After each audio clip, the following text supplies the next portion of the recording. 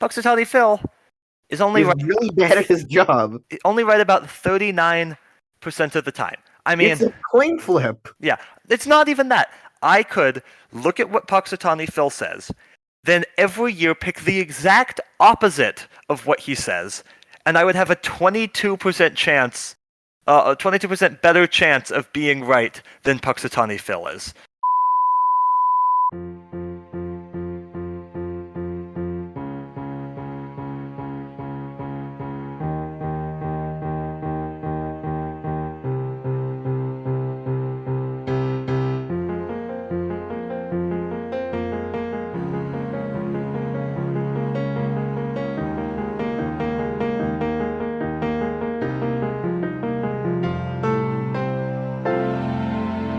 Hello, I'm Colin.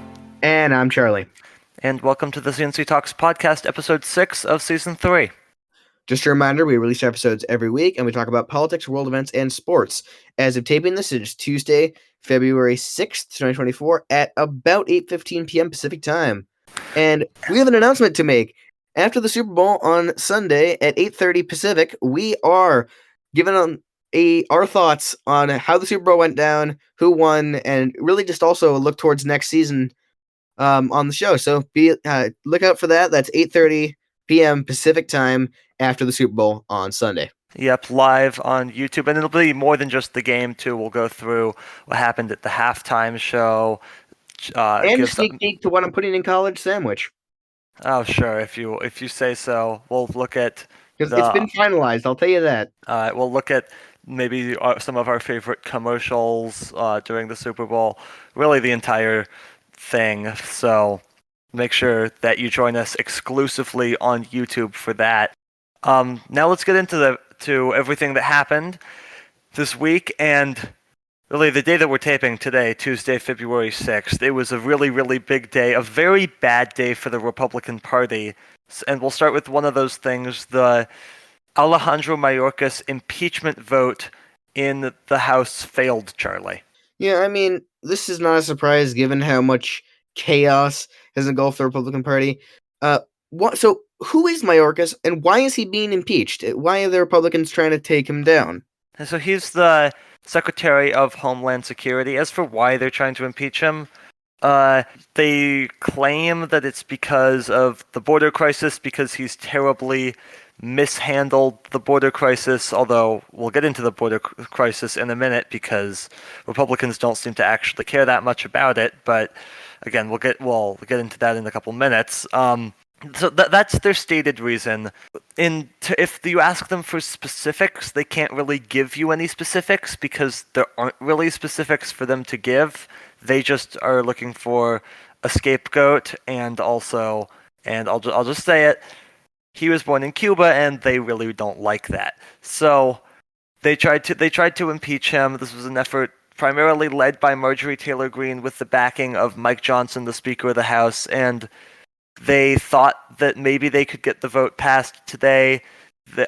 Steve Scalise, the House Majority Leader, was in the hospital getting treated for cancer, but they thought that they still had the votes because they thought that there was a Democratic absence. They anticipated 3 Republicans voting against it. What they didn't realize is that this Democrat was actually not absent. He was back. So they did a terrible job of just doing basic math, which seems to be a recurring problem among Republicans these days. Guess they shouldn't be banning all those textbooks, but whatever. And the vote failed in really quite humiliating fashion for Mike Johnson, Marjorie Taylor Greene, and the rest of the House Republicans. Yeah, this was really an absolute disaster for them. Speaking of which, now let's get to the other thing that happened in Congress, that being the border security bill. We all knew that this wasn't going to go through, and it didn't. But there's just so much more going on with this around this story. Biden says, "Okay, if you guys get a bill through, I'll sign it." He's allowing the Republicans to push through a slightly more hardline stance, and the Republicans can't even get that done. That falls apart. Yeah, they nuked their own bill. So where do we stand on this, and how is this going to get through at all? Yeah, so remember, first of all, that this was not just going to be a standalone border bill. This was going to be part of a broader compromise that the bill would also include aid for Ukraine, Israel, and Taiwan, as well as, I believe, humanitarian aid for Gaza. This was all stuff that Democrats just wanted to pass on its own, but Republicans insisted that in order for them to pass this, they would also have to pair it with a bill that would tackle border security. And the Democrats agreed. They allowed Republicans to get a lot of what they wanted in the border security bill. There were still some minor wins for Democrats in that portion of the bill, but overall, it was a conservative border policy. It was endorsed by the overwhelmingly pro-Trump Border Patrol Union. And then Trump comes along and says, no, because if you guys pass this, I won't have anything to run on. So this bill that Republicans wrote, they didn't even consider once the text came out. 3 minutes after the bill was published, the Republicans shot it down. Mitch McConnell shot it down. Mike Johnson shot it down. It's clear that it couldn't go anywhere. So now Mitch McConnell is pivoting back to the plan of detaching the border stuff from the aid and now just wants to pass the aid on its own, which is what Democrats wanted all along. So the whole thing is really just a debacle, honestly, because it's exactly what Democrats were asking for from the start. And Republicans, they tried to get this thing into it, then decided they didn't actually want it and just nuked their own bill. Yeah. Again, I don't know how many times I have to say it, but again, this is just a disaster, and this hurts their odds in 2024. I mean, does it though? Because I do have to. I mean, it should. No, that but is a very good point, though. The entire point of it is that is for it to help Trump in 2024 because he wants to be able to campaign on the fact that there's an invasion at the southern border, one that clearly Republicans don't actually have any intent on actually dealing with because they were given the option and they decided not to. But they want to campaign on that. That's why they nuked the bill, in essence. Yeah, it seems like the entire point of this is we will fix our issues eventually, only after we pin the blame on Biden. Yeah, we want to solve these problems, but only if we are the people that get to solve them, right? Only if Trump is president are we willing to do this. Well, exactly. Now, let's get to a guy who I'm surprised is in the news again. And are you?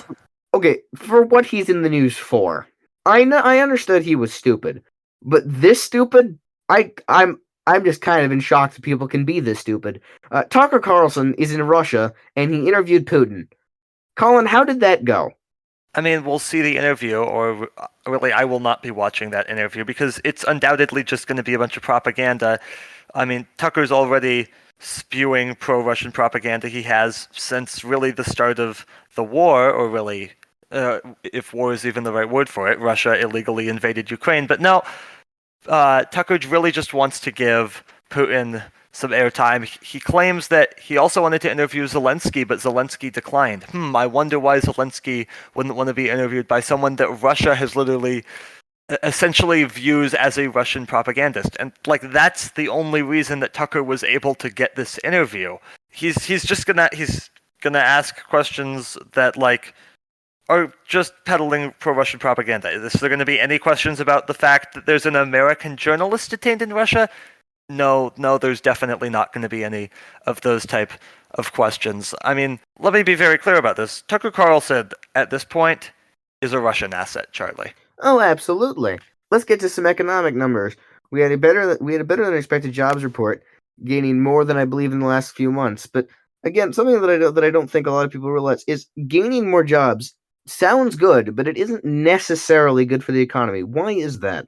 Yeah, I mean, it can sometimes trigger inflation. So what the economy is in right now, I've seen a lot of experts describe as a Goldilocks economy, though, right?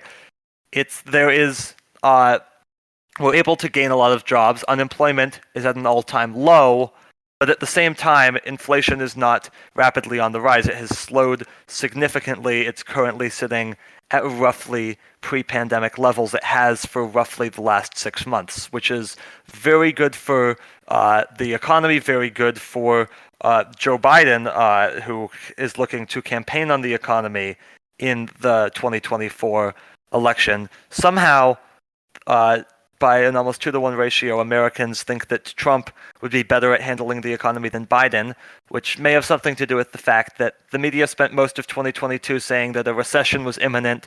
That recession never came, actually. A lot of experts are eating their words now. The economy is looking in very, very, very good shape, Charlie. Yeah, it really is. And interestingly, at pretty much the perfect time, because after the economy tanked in 2020 due to COVID, a lot of that blame was put on Biden, and that's a trend that happens. It generally tends to happen that whatever economic factors that are taken usually don't immediately have effect. So it is very common for one leader or one party to be in power and affect a change that is seen a few years later, even if that party's still no longer in power. And that has an effect on how we perceive how these parties are doing and how effective they are with their legislation. So Yeah. the timing of this doesn't necessarily work out the best for Biden, as is if he is to lose in 2024, this will look pretty good for Trump as he enters the White House. Yeah, we'll see if Trump then blows that, because if you remember, back in 2016 when Trump took office, he inherited a rapidly growing economy from Obama and then managed to blow it, in part due to COVID, but also part of that blame has to go on him for his mismanagement of the COVID pandemic. The economy was in terrible shape when Trump left office, and it was able to get turned around really quickly. Part of that was just getting vaccines out, which of course lowered COVID cases, got the nation back to work, but also a big part of that was some of the economic bills that were passed in 2021, most notably the American Rescue Plan back in March of 2021. Charlie, let's talk about Trump's immunity argument. He has been saying for months that he is immune from prosecution because he was president of the United States. An appeals court Tuesday morning ruled no, he's not.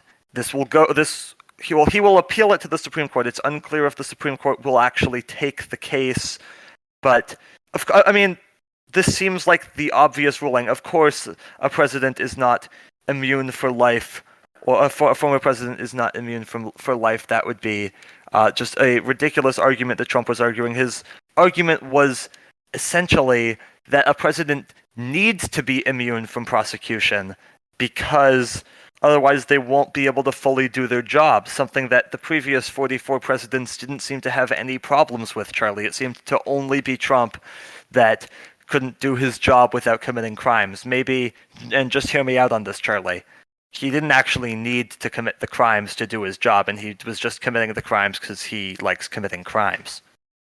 Well, absolutely. And one of the other things that I wanted to confirm with you, is it correct that one of the reasons that he was trying to claim that he had immunity is because the president is not an office of the United States? I mean, that is slightly different. That argument, I think, is more in regards to the 14th Amendment question, something that the Supreme Court will hear Thursday morning oral arguments on. I think it's expected that they'll allow him to run. They say that he's not barred from holding office under the 14th Amendment for, well, a variety of legal arguments that they could choose. But I do believe that this case Thursday morning, Charlie, this is one of the most important cases that the Supreme Court, I think, has ever heard, because it's a question about essentially whether someone who committed insurrection can hold office. Yeah, it really is. Now, Colin, let's get to the South Carolina Democratic primary. How did that go for the challengers to Biden? It did not go very well. So Biden has two main... How did Dean Phillips do? Yeah, exactly. Biden has two main primary challengers. Challengers maybe isn't even really the right word for them because of how badly they're doing. Did you say they're trying? Yeah, sort of. It's not going well, but they are really trying. I won't even really talk about Marianne Williamson. She's kind of irrelevant, but I do want to talk about Dean Phillips. If you don't know who Dean Phillips is, first of all, I don't blame you. But second of all, I'm not going to explain it again. Go back and listen to last week's show. I do not have the energy to continue to explain who this guy is because of how irrelevant he is. I just want to roast him a little bit. This guy got roughly 2% of the vote. Biden got 96% in South Carolina. Dean Phillips, who, by the way, has been campaigning so much that he has missed every single vote in Congress this year except for the Alejandro Mayorkas impeachment vote. That's the first vote in Congress he's taken all year because he's been too busy campaigning in New Hampshire and South Carolina for apparently about 2% of the vote. He lost to Marianne Williamson. So he came in third, behind Biden and then Williamson. When you're losing to Marianne Williamson, it is time to give up, right? He has completely lost the plot. His argument, the entire premise for why he was running is Biden is super unpopular and would lose to Trump, therefore we need somebody else. I'm going to be that person. That was his entire argument. And the entire premise of why he was running now no longer exists because Biden, there's clearly enthusiasm behind him because in New Hampshire, Biden got roughly 60% of the vote without being on the ballot, and in South Carolina, he got 96% of the vote. Clearly, Biden isn't quite as unpopular as Dean Phillips claims. I mean, the other part of Dean Phillips' argument is that Phillips would be able to beat Trump in the general election. Right? So that's clearly not true either because Phillips has essentially no name recognition. So, I mean, at this point his only argument is, well, sure, maybe Biden isn't popular, but I'm not either. I'm even less popular, so I should drop out. Either that or Biden is really popular, which means that there's no point in me running, so I should drop out. Either way, it gets to the same conclusion. He should drop out. I mean, he lost by 1.5 orders of magnitude to Joe Biden. The campaign's been a disaster. I mean, Ron DeSantis should call him up and thank him because he's making Ron DeSantis' campaign look good. Just to give you an idea of how bad Dean Phillips' campaign has been. In Washington State, where Charlie and I live, there's this guy named Good Space Guy. That's his actual name. He's this perennial candidate. He's always running for something every single year. So back in 2021, Good Space Guy ran for King County Executive. Big county, but still not as big as South Carolina. Definitely not as big as South Carolina. So he runs for this. It's in the primary. He gets about 12,000 votes. That is 10,000 more votes than Dean Phillips got in South Carolina. A guy named Good Space Guy. Another perennial candidate in the state of Washington. His name is Uncle Mover. It's called that because really he just runs mostly as a joke and to promote his moving business, something that he has faced 89 gross misdemeanor charges on. Back in the 2018 U.S. House District 2 in Washington primary, this guy, Uncle Mover, got 11,000 votes. 9,000 more votes than Dean Phillips got. This is the type of person that Dean Phillips is losing to, getting destroyed by. There is no reason for him to be running for anything, and it is beyond time for him to drop out. Yeah, I mean, just to give you an idea, until we started really talking about him on our show last week or 2 weeks ago, I did not know who he was at all. Yeah, I don't blame you. Until we started talking about that when we were really looking into him for our podcast, I did not know who he was at all. Yeah, no, he's a nobody. He's a backbencher in Congress who's now going to be leaving Congress at the end of this term, and his presidential odds are 0. Now, Ronna McDaniel, Charlie, resigning as the RNC chair per the New York Times this coming late Tuesday night. Just a terrible job as the leader of that party, Charlie. Led the Republicans to big losses in election after election after election. Finally, after she was so loyal to Donald Trump, so much that she took Romney out of her name. She is related to Mitt Romney because Trump does not like Mitt Romney, so she literally changed her name to get the name Romney out of her name. Now Trump turning on her, essentially saying she's not very good at her job, something that everyone else in the world has recognized for years. She should go. And so they abandoned her, and she is no longer the GOP leader. Yeah, I mean, given the record with the midterms, I think it was about time to make this move. Beyond time for them. Beyond time, but the question is now: does this move, if they make a good decision and they get someone who will help them, how much effect does this have on their policy, on who they run, and on who they pick in 2024? Yeah, well, in terms of policy, I think it matters very little. I mean, the Republican Party doesn't even have a platform other than support Donald Trump's MAGA agenda. That's essentially the platform that they voted on in the 2020 Republican National Convention. We'll see if they choose a different platform in 2024. So, but in terms of policy, there's not much of an effect. It's the RNC's main job is just to help Republicans win elections, something that they were not doing a good job of.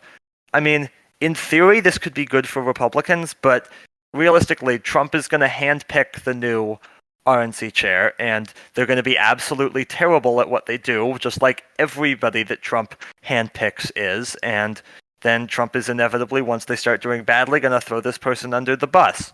So I don't even think it really matters who it is. As long as the Republicans listen to Trump, it's not going to be good for them electorally. Yeah, and I think we've proven that time and time again. Yes, we have. A little bit on the lighter side before we move into the one major piece of world news that we have. It was Groundhogs Day this past week, and so it's time to get our prediction from good old Puxatawny Phil.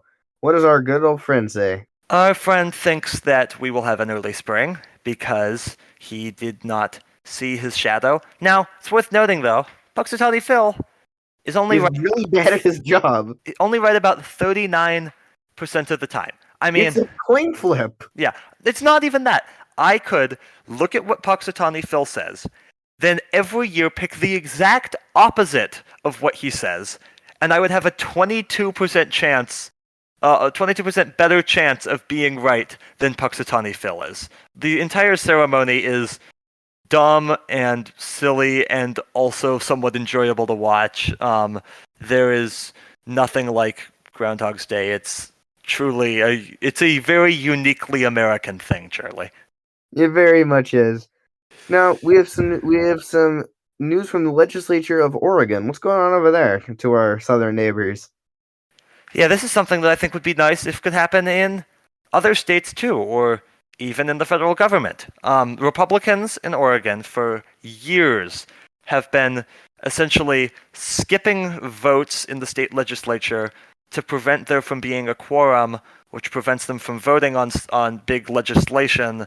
So essentially, big legislation would not be passed. So there was a ballot initiative in Oregon a few years ago saying that if you missed a certain number of votes, you would be ineligible to run for re-election. And yet, this initiative passed, and yet Republicans kept on missing votes in order to prevent legislation from being passed.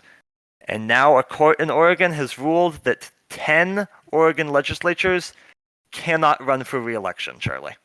It's a big deal. Because of the missed votes? Because they missed too many votes. Yeah, I agree. I think that's a good system that should be implemented. Yeah, you should have to actually do your job. I think there should be exceptions for if you are voted in. Sure. If things like that. But sure, I think the idea of that system is very smart. Yes, you should have to actually do the job that you were elected to do, and not just sit on the couch. All right, now let's get to the big piece of international news. King Charles of the United Kingdom has cancer.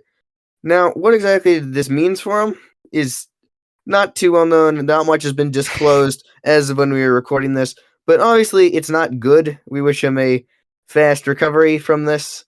But, I mean, what's going on with the royal family? We're losing them too fast.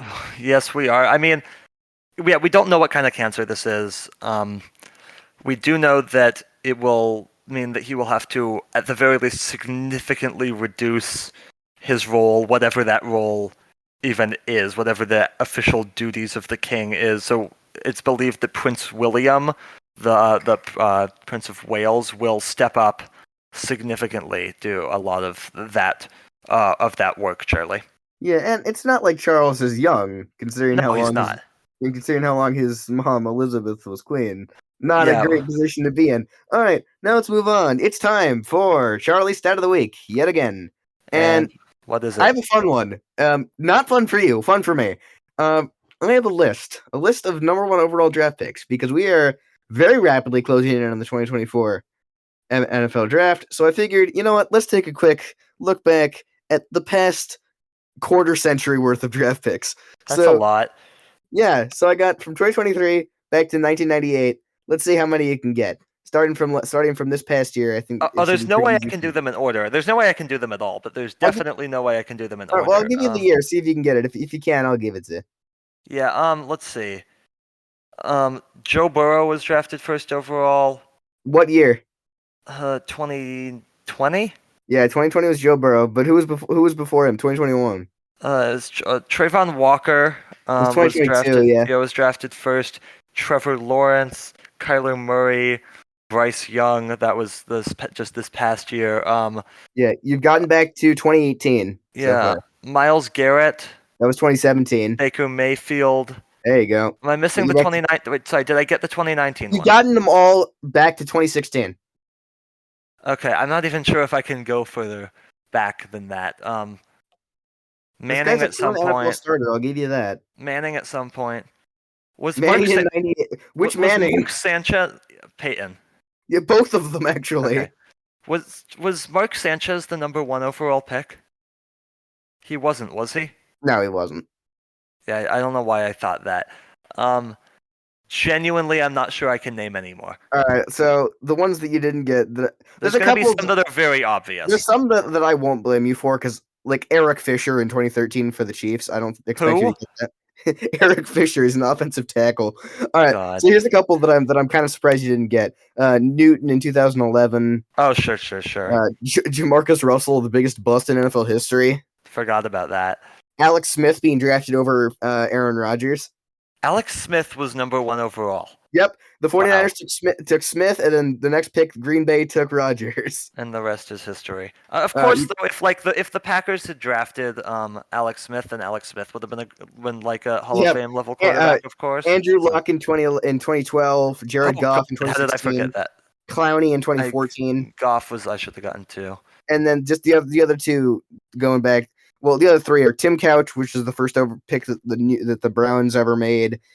Same with David Carr for the Texans, and then the only other one that I could think of that you possibly would know would be Carson Palmer in 2003. But yeah, I should have gotten that one. One of the ones that I think is funny that I did not know this guy existed. In 2008, the Dolphins had the first overall pick, and they drafted Jake Long. Who? I have never heard of Jake Long. No, neither have I. Who is that? I'm gonna look him up on Pro Football Reference after we stop recording. All right. Check my Twitter for who that guy is, apparently. But yeah, let's move on to college basketball. Yeah, Charlie, a big weekend in college basketball. Some top 10 matchups. 4 top 10 matchups, actually, which is a shocking amount. Purdue, they downed Wisconsin. UNC beat Duke in a big rivalry. Kansas beat Houston. That could be a phenomenal rivalry in the Big Ten for years to come. I mean, feel like there could be top 10 teams playing each other for the next decade, probably. And then Tennessee beats Kentucky. So a big weekend. Some upsets too as well throughout college basketball as we continue to inch closer to Champ Week coming up in about a month, and then of course Selection Sunday and the NCAA tournament. And we look at who may or may not make that tournament. Well, it's another big game. Gonzaga at St. Mary's. St. Mary's went into the kennel and won.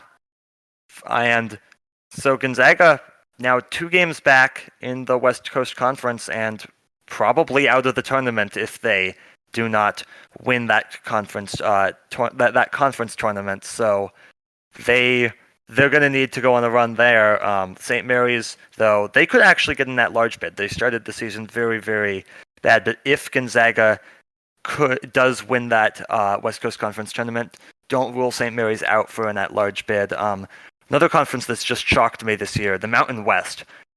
They might get 5 bids. In fact, they'll probably get 5 bids. Utah State, Colorado State, San Diego State, New Mexico, and Boise State. All 5 of them likely to make the tournament, I would say. Kind of came out of nowhere. the West Coast basketball could be honestly in a pretty good place, especially once Washington State and Oregon State join the West Coast Conference in basketball next year. Of course, Charlie, and I'm going to force you to talk about this one. Guess who beat Washington? It was Wazoo, your in-state rival. Yeah, I mean, I'm not surprised. Basketball, not our strongest sport. I have a little bit of hope after that Utah game, which I was at, but yeah, we're settling back into our usual cycle. So I'm just waiting for football season to start back up Absolutely again. shocking to me that Mike Hopkins lasted longer at UW than Kalen DeBoer did. Yeah, I really don't get it. It does not make sense. Now, Charlie, let's preview the Super Bowl. What are some things that you think will help decide Super Bowl 58 in Las Vegas? Well, I think the big thing, and this may sound quite obvious, I think it's going to be whoever makes the first big mistake. And I think if you're wondering who that is, I mean, you have a guy who you could potentially put in the conversation for the greatest quarterback of all time, and then you have a 7th round draft pick who's on a team who a lot of people call him a game manager of sorts. He's proven people wrong in the last few games, but I really think sort of though. Whoever makes that first big mistake is going to be playing from behind, and I think both the Chiefs and 49ers are nigh on impossible to beat if you're playing from behind. So yeah, I think whoever makes the first big mistake, and it's really going to come down to in the clutch, who do you trust more? So I think it's going to be really close. I think it's going to come down to the last possession. But what are some of the things you're looking at? Yeah, I'm looking at a few things. First of all, Travis Kelce, he was kind of kept in check during the regular season somewhat. He has exploded in the playoffs. Yeah, in the postseason, just he's looked as good as ever. Can this 49ers defense, which we know is very good, can they keep him in check, or is he going to have another big game? If Travis Kelce has another big game, then I think that the Chiefs will win the Super Bowl. On the other side of the ball, what's Brock Purdy going to look like, right? I think this game could play a big role into just how we see Brock Purdy as a quarterback going forward.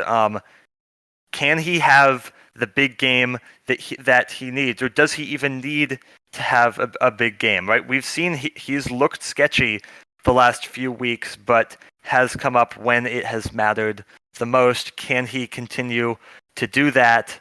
And then, yeah, Charlie, like you said, I think that this game could come down to the end. We know that both of these teams are very, very good at getting game-winning drives at the end. I think that this could be an all-time Super Bowl. So really looking forward to watching it. Absolutely. Now, let's move on to some news that came out of absolutely nowhere and stunned the entirety of the Formula 1 community. Lewis Hamilton is going to Ferrari at the end of the season. How is this possible? I mean, I think it's a good move from his part. Mercedes slowing down in development. He's going to be teamed with Leclerc next season. Great chance for him great chance, and really maybe the only way that anyone can challenge Red Bull at the moment, because they don't show any signs of slowing down. We'll see, of course, how good they are this year. But this is certainly one of the biggest moves in the history of Formula 1 in terms of driver movement. And I can't wait to see him on the track driving for the Scuderia in 2025. Yeah, so Carlos Sainz, though, Charlie, now the odd man out at Ferrari, where does he go from here? Is it possible that he joins Mercedes? I don't think so, given the direction I think they're going in. I imagine that Mercedes, I think the move that they should make, anyway, I don't know if this is the move that they will make, but what I think they should do is I think they should call up Mick Schumacher, who's their current reserve driver. I think they need to go young, and I think they need to rebuild their roster.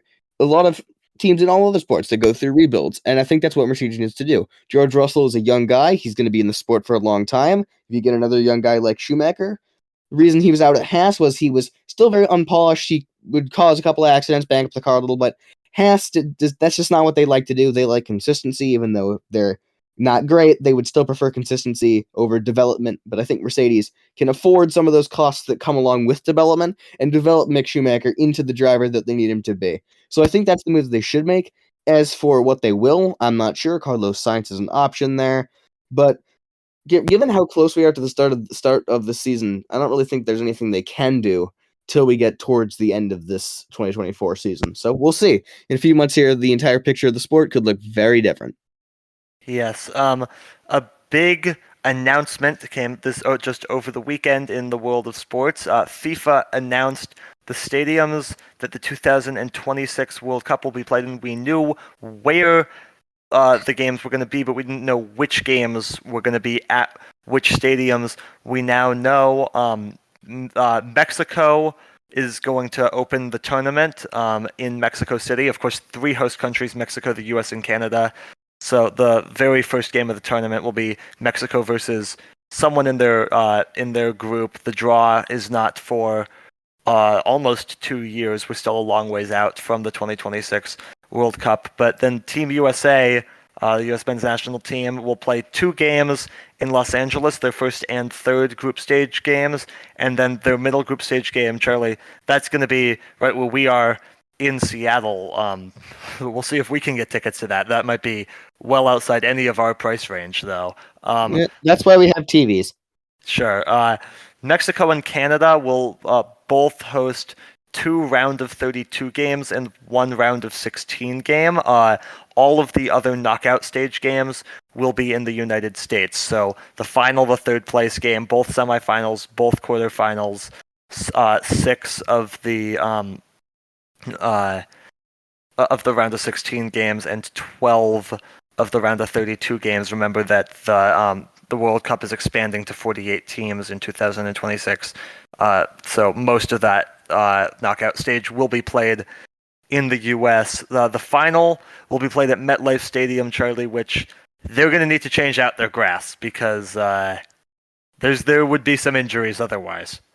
Absolutely. As for the rest of the big games, quarterfinals are in New England, Los Angeles, Miami, Kansas City. Semifinals are in Dallas and Atlanta. Third place game is in Miami. In the round of 16, one of the rounds of 16 games will be in Philadelphia on the 4th of July for the 250th anniversary of the signing of the Declaration of Independence. Now let's get to a sport that is still going, and this is the most irrelevant week in the entirety of the season. The Pro Bowl happened. The NFC beat the AFC. Okay, great. Let's move on.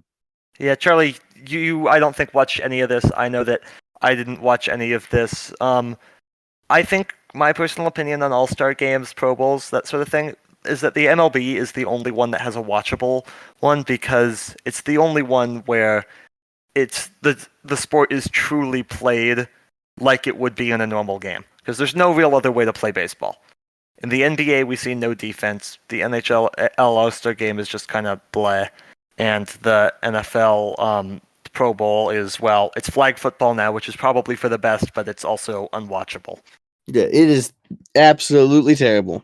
All right, that is going to do it for this episode of C&C Talks. So make sure that you subscribe. We have episodes coming out every week wherever you listen to podcasts. Our website, cctalks.com, has everything you need to know about the show. And you can call us with questions at 360-389-2630. Again, that's 360-389-2630. And you can follow us on Twitter at CC Talks Podcast and follow Charlie at CC Talks Charlie. You can also join our Discord server at cctalks.com/Discord. All this information is in the description below. But for now, for our producer Morris, production designer Zach, I'm Colin. I'm Charlie, and we'll see you next week.